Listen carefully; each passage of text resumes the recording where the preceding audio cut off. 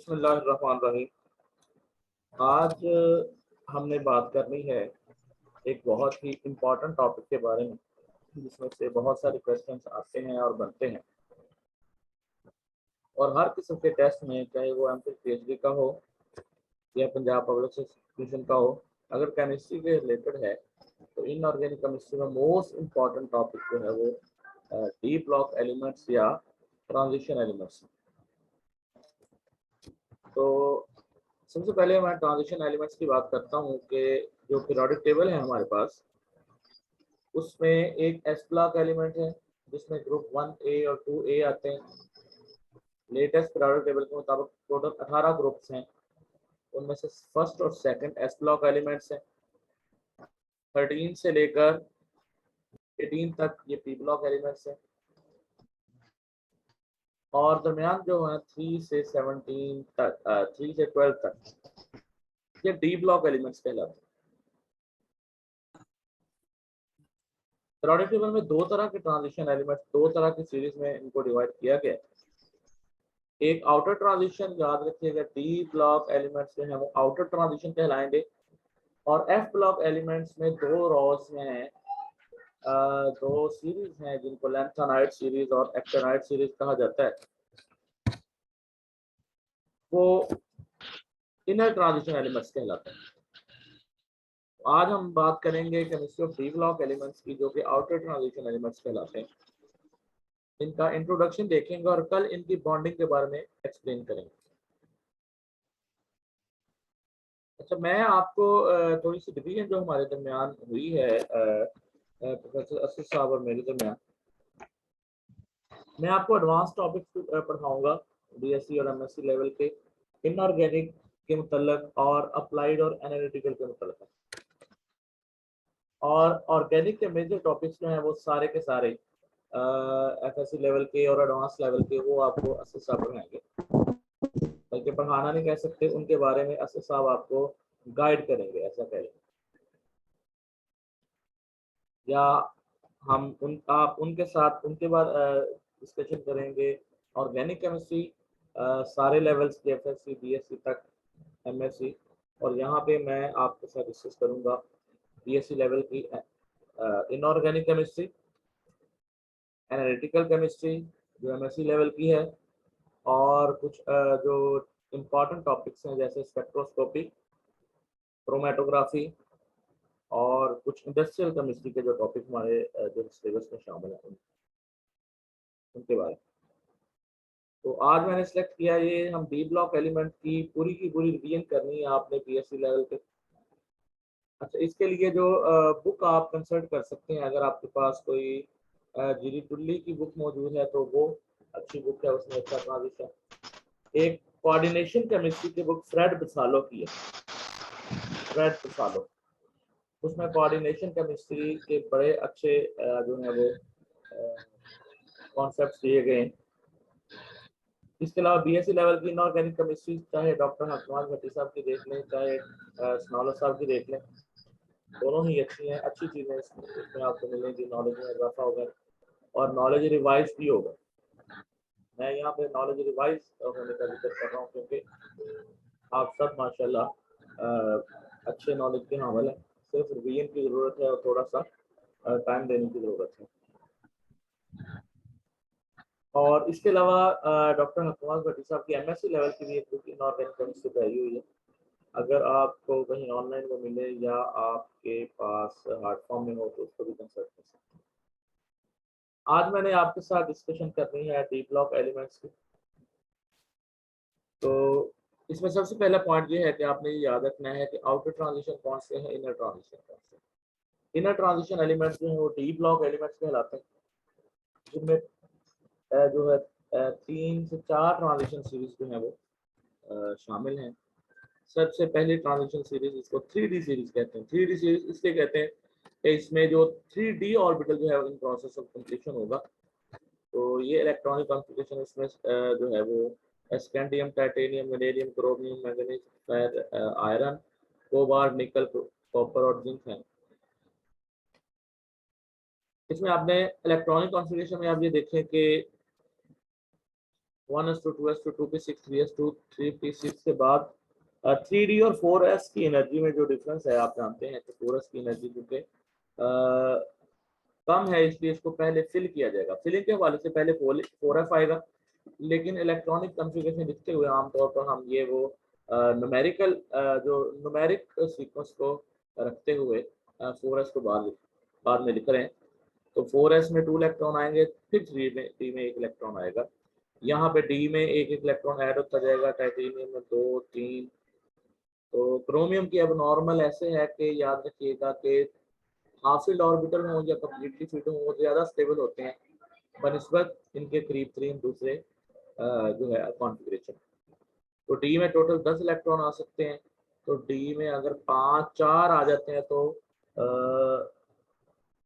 Stable electronic configuration हासिल करने के लिए क्रोमियम में ये एस में से एक इलेक्ट्रॉन शिफ्ट होकर डी में चला जाता है, फिर ये दोनों हाफ फील्ड हो जाते हैं। अगर ये कम्प्लीटली फील्ड S4S2 रहता है और 3D4 रहता तो ये जो है वो लेस स्टेबल होगा, तो इसलिए इलेक्ट्रॉन शिफ्ट हो जाएंगे S से D में। तो दोनों हाफ फील्ड है इसलिए वो ज़्यादा स्टेबिलिटी फील कर रहा है। इसी तरह का ट्रेंड जो है वो कॉपर में भी मौजूद है। जो अब नॉर्मल ट्रेंड है ये आपने याद रखने, और अब नॉर्मल ट्रेंड को मुख्तलिफ तरह से हम जो है वो एक्सप्लेन कर सकते हैं, और इसमें ज़्यादातर जो एक्सप्लेनेशन है वो स्टेबिलिटी बेस्ड है कि वहाँ पे स्टेबिलिटी ज़्यादा है इसलिए ये या ऐसे एस में 1 और ये 3D सीरीज क्योंकि यहाँ पे 3D ऑर्बिटल जो है वो 3D subshell in process of completion है, इसलिए हम इसको क्या कहते हैं जी 3D सीरीज कहते हैं। ये देखिए नेक्स्ट जो है वो 4D सीरीज की बात करें जिसमें deuterium, zirconium, nobelium, molybdenum, technetium, ruthenium, rhenium, palladium, silver और कैडमियम है। तो इसमें भी काफ़ी सारे चीज़ों में एबनॉर्मल बिहेवियर मौजूद है। मोलिब्डेनियम में इलेक्ट्रॉन 5 हो जाते हैं जैसे कि क्रोमियम में होते हैं। इसी तरह रुथनियम में एस में से एक इलेक्ट्रॉन शिफ्ट हो जाता है, D7 बना लेते हैं। D7 में इसलिए है कि इसमें दो जो डी अपने आप को आपको पता है कि आगे हम जाके पढ़ेंगे कि बाद का स्प्लिट कर लेता है दो डिफरेंट कैटेगरीज में। तो इस इलेक्ट्रॉनिक कॉन्फ़िगरेशन में एक जो है वो T2G और EG में ये फिल हो जाएंगे, इसलिए ये 7 इलेक्ट्रॉन ज़्यादा स्टेबिलिटी फील कर रहे हैं। ये 8 इलेक्ट्रॉन, ये 8 इलेक्ट्रॉन अब नए आने वाले इलेक्ट्रॉन जो है पेयरिंग करने की वजह से डी में ऐड होते जा रहे हैं, और यहाँ पे पैलेडियम में D10 है। ये आपने याद रखना इलेक्ट्रॉनिक कॉन्फ़िगरेशन जो कि एबनॉर्मल बिहेवियर शो कर। 5D सीरीज में ये जो है लैंथनम है, फ्लेम है, टेंटलम है, टंगस्टन W टंगस्टन है, तो ओस्मियम है, इरिडियम है, प्लैटिनम है, गोल्ड है और मरकरी है। तो इसमें मरकरी और प्लैटिनम और गोल्ड में ये एबनॉर्मल बिहेवियर मौजूद है। एबनॉर्मल बिहेवियर में हमेशा एस में से इलेक्ट्रॉन डी में शिफ्ट हो जाए। अब हम डायरेक्ट चले जाते हैं कोऑर्डिनेशन इसके जो इंट्रोडक्शन की तरफ, क्योंकि हमारा बेसिक जो है वो यहाँ पे कोऑर्डिनेशन कंपाउंड्स के मुतलका है यहाँ पे चैप्टर में जो बेसिक टॉपिक्स है। बाकी अगर चलें इसकी अगर हम देखना चाहें कुछ जनरल करेक्टरिस्टिक्स, तो मैं यहाँ पे आपको एक जगह पे ले चलता हूँ। स्लाइड्स हैं मैंने नेट से दी हुई हैं, उनको डिस्कस कर लेते हैं।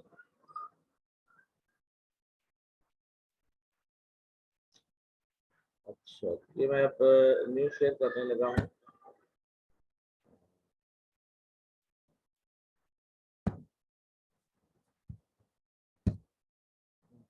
ये शेयर मैंने कर दी है, अगर मुझे रिस्पॉन्ड कर दीजिएगा।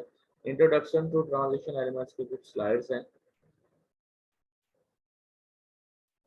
ये शो हो रही हैं। यस सर, शो हो रही है। ओके, अच्छा इसमें हम डिस्कस करते हैं जो जनरल फिजिकल प्रॉपर्टीज हैं और कॉम्प्लेक्स कैसे बनाते हैं, कलर कॉम्प्लेक्स। ये एफएससी लेवल में हम जो है वो एफएससी लेवल के बुक पे मौजूद है। तो ये देखिए जी, एक ट्रांजिशन सीरीज के बारे में उसने बताया हुआ 3D series scandium to zinc. इसमें इसकी जनरल प्रॉपर्टीज हैं।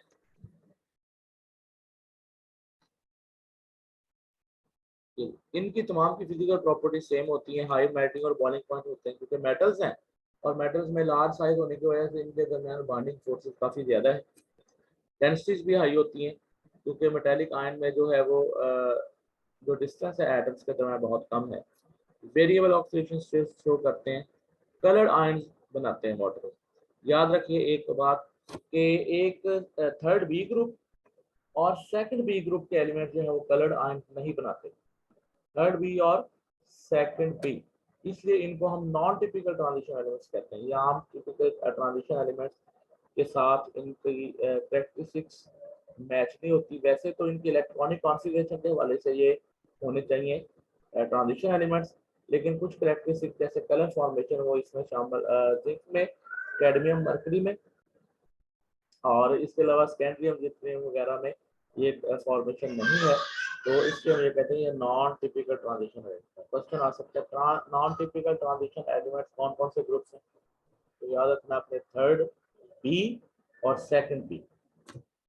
अच्छा, इनकी कैटालिटिक एक्टिविटी बहुत जो है वो ज्यादा है। अच्छा, इसमें कैटालिटिक एक्टिविटी में कैटालाइसिस हम फिजिकल में भी डिस्कस करेंगे। तो ट्रांजिशन एलिमेंट्स ही क्यों बहुत ज्यादा कैटलिस्ट के तौर पर यूज होते हैं, कोई आइडिया है आपको इस बारे में? कोई शेयर करना चाहे अपना नॉलेज इस बारे में? सेटिंग में है जो मैं mic can be unmuted by yourself ये की हुई है, आप अपना खुद से माइक ऑन करके मुझसे बात कर सकते हैं।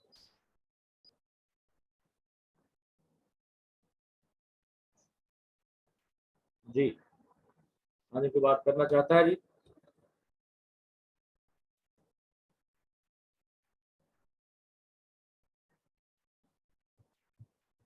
नहीं, चलिए मैं ही करता हूँ जी, आप शायद पार्टिसिपेट भी करना चाह रहे हैं।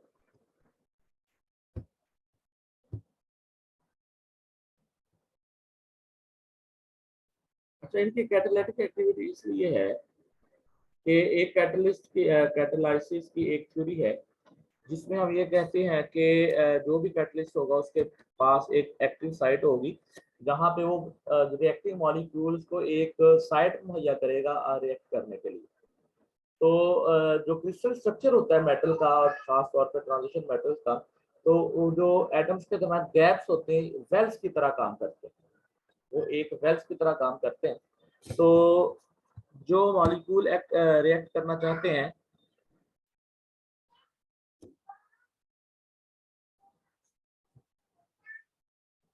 जो मॉलिक्यूल रिएक्ट करते हैं वो उन एक्टिव साइट्स या उन वेल्स के दरमियान आके आप समझ लें कि उनके दरमियान एक बॉन्ड बन जाता है।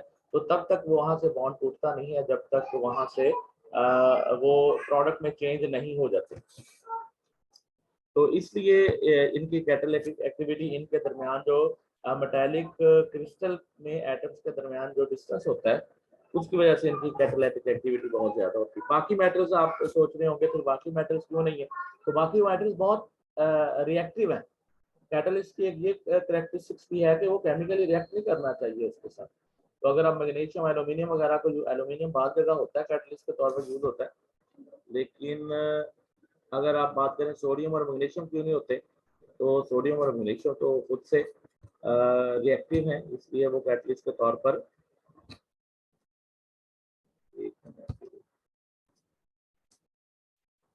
चेक करता हूँ म्यूट तो नहीं हो गया।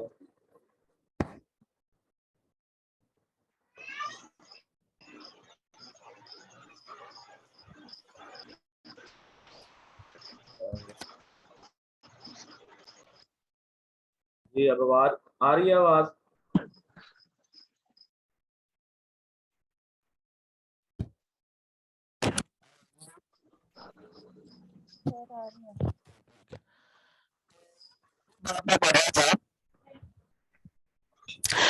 इनकी कैटालिटिक एक्टिविटी इनमें क्रिस्टलाइन जो मेटल्स का क्रिस्टलाइन स्ट्रक्चर है उसके दरमियान जो गैप्स या एम्प्टी स्पेसेस है ना उसकी वजह से है। कैटालाइसिस की थ्योरी ये है कि कैटलिस्ट क्या करता है कि दो मॉलिक्यूल्स को जिन्होंने आपस में रिएक्ट करना होता है, रिएक्ट करने की जगह फराहम करता है। तो इसके क्रिस्टल स्ट्रक्चर में जो जगह जो है वो गैप होता है, तो वहां पे आके मॉलिक्यूल जो है आप समझते हैं फंस जाते हैं, तो तब तक वे नहीं निकलेंगे जब तक प्रोडक्ट में चेंज नहीं हो सके। तो इसलिए इनके जो क्रिस्टल स्ट्रक्चर में जो गैप्स हैं या तो एम्प्टी स्पेसेस हैं, वो मदद फराहम करती हैं उनकी कैटालिटिक एक्टिविटी बेहतर होने की वजह से। अच्छा, ये फर्स्ट ट्रांजिशन एलिमेंट्स की जो है वो दी हुई है इलेक्ट्रॉनिक कॉन्फ़िगरेशन, ये हम पहले भी कर चुके हैं। अच्छा, कुछ आयन जो इंपॉर्टेंट आयन है उनकी भी इलेक्ट्रॉनिक कॉन्फ़िगरेशन इसने दी हुई है।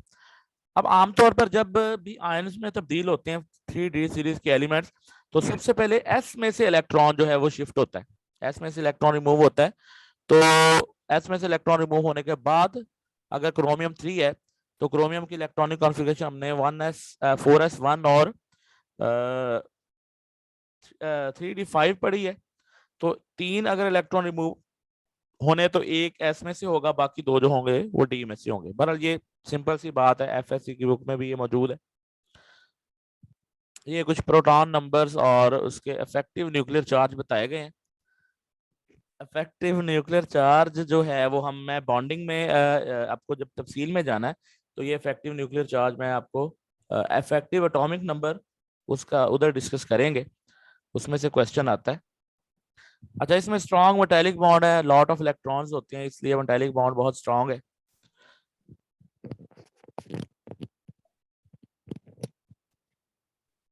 अच्छा हाँ, अच्छा एक इसमें इंपॉर्टेंट बात है, अगर एटॉमिक साइज की बात करें तो जो लेफ्ट टू राइट जाते हैं तो एटॉमिक साइज में कमी आती है आमतौर पर जब हम एस और पी ब्लॉक एलिमेंट्स की बात करते हैं। लेकिन जब डी ब्लॉक की बात करते हैं, मिसाल के तौर पर ये देखें, from zinc to zinc to scandium to zinc, the inner electrons are able to sheet the outer electron. अच्छा, अब इलेक्ट्रॉनिक कॉन्फ़िगरेशन में ही आप देख लें कि नया आने वाला इलेक्ट्रॉन आउटर शेल यानी कि फोर्थ शेल में ऐड नहीं हो रहा, बल्कि इनर 3D शेल में ऐड हो रहा है। इनर शेल में जब इलेक्ट्रॉन ऐड होते हैं तो अपना शेडिंग इफेक्ट बढ़ा देते हैं रिपल्शन की वजह से। तो न्यूक्लियर का जो इफेक्ट है वो वैलेंस इलेक्ट्रॉन पर उतना नहीं रहता जितना होना चाहिए था।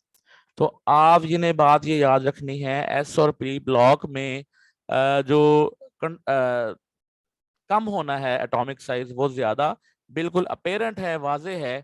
लेकिन जो साइज में कमी है वो ट्रांजिशन सीरीज में इतनी ज्यादा हमें नजर नहीं आएगी। ये कुछ उन्होंने इलेक्ट्रॉनिक ये ग्राफ है जिसमें रेडियस के बारे में, एटॉमिक रेडियस बताया गया, प्रोटॉन नंबर्स हैं, ये डेंसिटीज बताई गई हैं, डेटा है, इसको करने की जरूरत नहीं है। ये आयनाइजेशन एनर्जीज हैं, डेटा याद करने की जरूरत नहीं है कि कुछ वैल्यूज हैं, हमें कॉन्सेप्चुअल क्वेश्चन मोस्टली आएंगे। हाँ, ये है इंपॉर्टेंट चीज है, ऑक्सीडेशन स्टेट। ये बड़ी इंपॉर्टेंट प्रॉपर्टी है ट्रांजिशन एलिमेंट्स की कि दे शो वेरिएबल ऑक्सीडेशन स्टेट्स, दे शो वेरिएबल ऑक्सीडेशन स्टेट। तो यहाँ पे देखें, टाइटेनियम में +1 भी पाई जा रही है, +2 भी है, +3 भी है और +4 भी है। ये डिपेंड करता है कि वैलेंस इलेक्ट्रॉन्स कितने हैं। स्कैंडियम में इलेक्ट्रॉनिक कॉन्फ़िगरेशन इसकी 4s2 और 3d1 है। तो टोटल जब भी स्कैंडियम आयन बनाता है तो +3 ऑक्सीडेशन स्टेट ही शो करता है। लेकिन टाइटेनियम में डी का एक इलेक्ट्रॉन भी यूज कर सकता है पॉजिटिव आयन बनाने के लिए, एस के 2 इलेक्ट्रॉन यूज कर सकता है, एस के 2 और एक जो है वो डी का इलेक्ट्रॉन यूज कर सकता है, और अपने सारे के सारे वैलेंस इलेक्ट्रॉन भी यूज कर सकता है।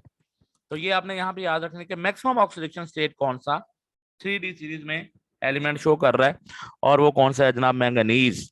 ये याद रखेंगे, मैंगनीज +2 में भी है, +4 में भी है, +6 में भी है, +7 में भी।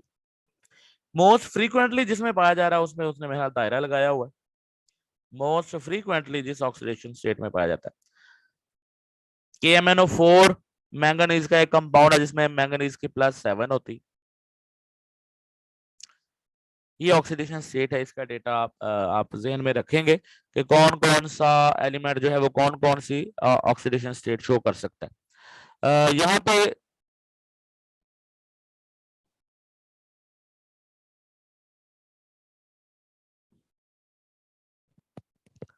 अच्छा, इनका जो रिएक्शंस भी हैं, ये जितने भी ट्रांजिशन एलिमेंट्स हैं, ये सेल रिएक्शन में भी ऐसा हिस्सा लेते हैं कि सेल रिएक्शन में ऐसे के मुख्तलिफ किस्म के सेल्स बनाने में भी काम आते हैं और एज अ इलेक्ट्रोड जो है वो अपना किरदार अदा करते हैं। यानी कि रिडॉक्स रिएक्शन में इनका जो है वो काफी किरदार है। अच्छा, और बस बहुत इंपॉर्टेंट कैरेक्टरिस्टिक इसकी ये है कि ये कॉम्प्लेक्स फॉर्मेशन करते हैं। ये है जी जनरल कैरेक्टरिस्टिक ट्रांजिशन एलिमेंट्स की। अब मैं आपको डायरेक्ट ले चलूंगा बुक की तरफ, जो हम पहले भी डिस्कस कर रहे थे।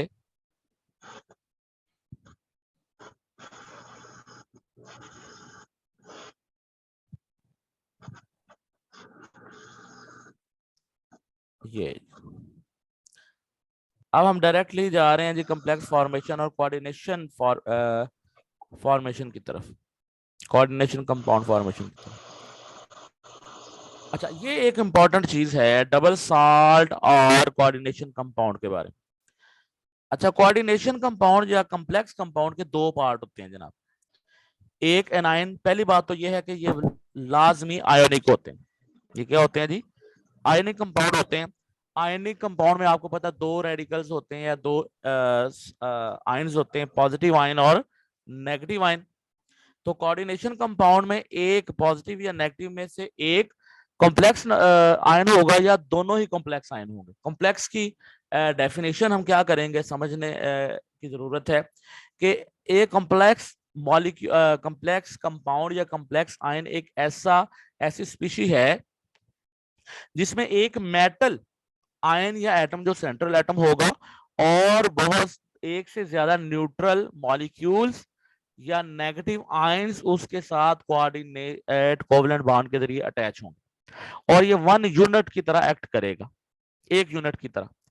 तो इसको हम क्या कहते हैं? कोऑर्डिनेशन स्फीयर या कोऑर्डिनेशन पार्ट उसका। तो अगर कंपाउंड में दो पॉजिटिव और नेगेटिव आयंस दोनों ही कॉम्प्लेक्स हैं तो फिर भी कॉम्प्लेक्स कहलाएगा।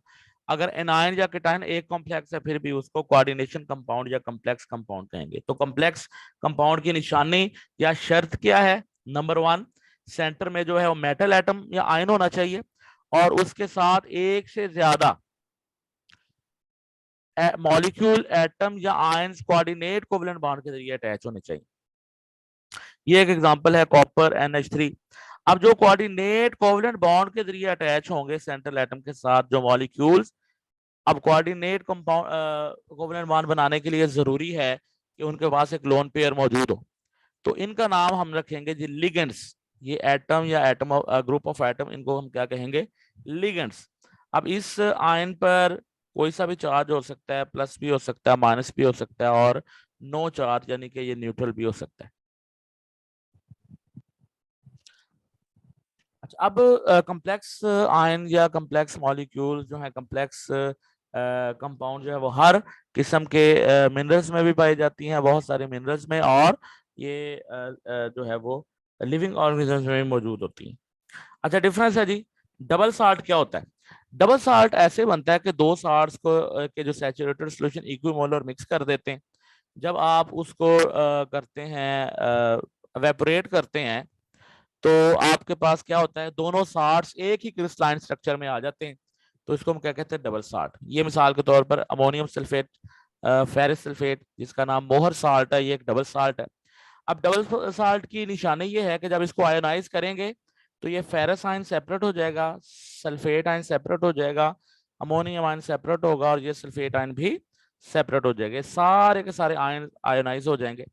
जबकि कोऑर्डिनेशन कंपाउंड में क्या है? इसका एक पार्ट कोऑर्डिनेशन है, कोऑर्डिनेशन स्फीयर में होगा, तो पूरा का पूरा कोऑर्डिनेशन स्फीयर वो सेपरेट होगा। इसमें फेरस आयंस और साइनाइड आयंस जो है वो सेपरेट आयोनाइज नहीं होंगे, जबकि पोटेशियम आयन जो है वो सेपरेट होगा। यानी कि इसमें तमाम के तमाम आयंस अपनी जो है वो ओरिजिनल या जो है आइडेंटिटी शो नहीं करते, बल्कि कॉम्प्लेक्स पार्ट अपनी पूरी की पूरी एक आइडेंटिटी शो करता है और नॉन कॉम्प्लेक्स पार्ट अपनी एक अलग से आइडेंटिटी शो करता है। तो डबल साल्ट और कोऑर्डिनेशन कंपाउंड में ये डिफरेंस हमने याद रखना है। एमसीक्यूज में आ सकता है कि सिलेक्ट द डबल साल्ट, इनमें से डबल साल्ट कौन सा है, ये डबल साल्ट की क्या निशानी है, ठीक है। All the ions present in the double salt are ionisable in the aqueous solution. अच्छा, अब कुछ टर्म्स बताई गई हैं। मेटल आयन तो या एटम तो वो है जो कोऑर्डिनेशन स्फीयर का एक सेंट्रल पार्ट है, जिसके साथ दूसरे एटम या मॉलिक्यूल कोऑर्डिनेट कोवेलेंट बॉन्ड के जरिए अटैच होंगे। लिगेंड्स क्या हैं? लिगेंड्स वो एटम और ग्रुप ऑफ एटम्स हैं जो कोऑर्डिनेट बॉन्ड बनाते हैं मेटल एटम के साथ। अब कोऑर्डिनेशन नंबर, ये याद रखने की बात है, कंपाउंड आपको दिया जाएगा एमसीक्यूज में और आपसे उसका कोऑर्डिनेशन नंबर पूछा जाएगा। अच्छा, कोऑर्डिनेशन नंबर किसी भी मेटल आयन को या मेटल एटम को जितने इलेक्ट्रॉन पेयर डोनेट किए गए होते हैं लिगेंड्स की तरफ से, वो उसका कोऑर्डिनेशन नंबर है। अब इसमें समझने और याद रखने की बात यह है कि कोई एक लिगेंड एक इलेक्ट्रॉन भी डोनेट कर सकता है, बाज लिगेंड एक से ज्यादा इलेक्ट्रॉन भी डोनेट कर सकते हैं। हमने ये देखना है कि ये नहीं देखना कि कितने लिगेंड्स हैं। 4 लिगेंड्स हैं तो उसके 4 इसका कोऑर्डिनेशन नंबर होगा, 6 है तो 6 होगा। हमने ये देखना है कि 3 है तो 3, ऐसा नहीं कि कितने इलेक्ट्रॉन पेयर डोनेट कर रहे हैं। अगर 3 लिगेंड्स हैं लेकिन तीनों के तीनों 2-2 इलेक्ट्रॉन पेयर डोनेट कर रहे हैं तो आप उस मेटल आयन का कोऑर्डिनेशन नंबर 6 होगा। तो कोऑर्डिनेशन नंबर हम कर सकते हैं, ऐसे डिफाइन कर सकते हैं, number of electron pairs donated by the ligands to the central atom is called coordination number. हम मिसाल के तौर पे ये क्लोरीन एक मोनोडेंटेट लिगेंड है। लिगेंड्स की क्लासिफिकेशन करें अगर, मोनोडेंटेट लिगेंड वो होंगे जो सिर्फ एक इलेक्ट्रॉन पेयर डोनेट कर सकते हैं, ये सारे मोनोडेंटेट हैं। बाइडेंटेट वो होंगे जो कि 2 इलेक्ट्रॉन पेयर डोनेट कर सकते हैं। ट्राइडेंटेट जो है जो कि 3 इलेक्ट्रॉन पेयर डोनेट कर सकते हैं। तो इस हवाले से अगर 3 इलेक्ट्रॉन पेयर डोनेट करने वाले 2 लिगेंड्स लगे होंगे ट्राइडेंटेट, तो आपको देखेंगे कि उसका कोऑर्डिनेशन नंबर 6 होगा। अच्छा, कैलकुलेशन कैसे करेंगे? कैलकुलेशन चार्ज, ये भी इंपॉर्टेंट है, आपने इसकी प्रैक्टिस करनी है, क्योंकि चार्ज बताकर उसका जो है वो सॉरी कॉम्प्लेक्स बताकर उसका चार्ज आपसे पूछा जा सकता है। ये देखिए जरा गौर करें। अच्छा, कोऑर्डिनेशन पार्ट जो होता है ना, वो 2-3 किस्म के हो सकते हैं। या वो न्यूट्रल होगा, न्यूट्रल का मतलब इस पर कोई चार्ज नहीं है, या वो होगा उस पर पॉजिटिव चार्ज होगा, या उस पर नेगेटिव चार्ज होगा। अच्छा, इसमें याद रखने की बात है कि जितने भी लिगेंड्स हैं उनका चार्ज हमें कुछ हद तक पता होना चाहिए। कौन से न्यूट्रल लिगेंड्स हैं, कौन से पॉजिटिव लिगेंड्स हैं और कौन से नेगेटिव लिगेंड्स हैं। हमने करना क्या है कि Cu मिसाल के तौर पर यहाँ पे इसको एज इट इज Cu लिखेंगे, ऐड कर देना जितने भी लिगेंड्स पर जितना चार्ज मौजूद है। अब अमोनिया एक न्यूट्रल लिगेंड है, इस पर कोई चार्ज नहीं है, तो 4 अमोनिया हो तो फिर भी कोई चार्ज नहीं होगा, तो आप ऐड करेंगे 0 Cu + 0 और उसको इक्वल रखेंगे यहाँ पे जो चार्ज मौजूद है, टोटल कॉम्प्लेक्स पार्ट पे जितना चार्ज मौजूद है, तो ये इज इक्वल टू +2 रखेंगे, तो कॉपर + 0 इज इक्वल टू 2, तो कॉपर का वैल्यू +2 आएगा। इसका मतलब कॉपर की ऑक्सीडेशन स्टेट या कॉपर पर चार्ज जो है वो +2 है। इसी तरह इस पे देखें जी, साइनाइड आयन जो है वो इस पर भी -1 चार्ज होता है। सिल्वर का अगर आपने यहाँ पे आयन फाइंड चार्ज फाइंड करना चाहते हैं, तो सिल्वर 2 साइनाइड है, -2 चार्ज होगा, और ऊपर आपने चूंकि 3- शायद नजर आ रहा है, तो आपने इसको इक्वल -3 के रखना है, तो यहाँ पे सिल्वर का कोऑर्डिनेशन नंबर आपके पास आ जाएगा -2 प्लस ये -3 है, तो +2 उधर आके प्लस हो जाएगा, तो ये +1 यहाँ पे -1 सॉरी इसका कोऑर्डिनेशन नंबर होगा। ये जी ये मीटिंग तकरीबन खत्म होने वाली है, इसके बाद दोबारा जो है वो मैं मीटिंग स्टार्ट करूंगा, उसको आपने ज्वाइन करना है।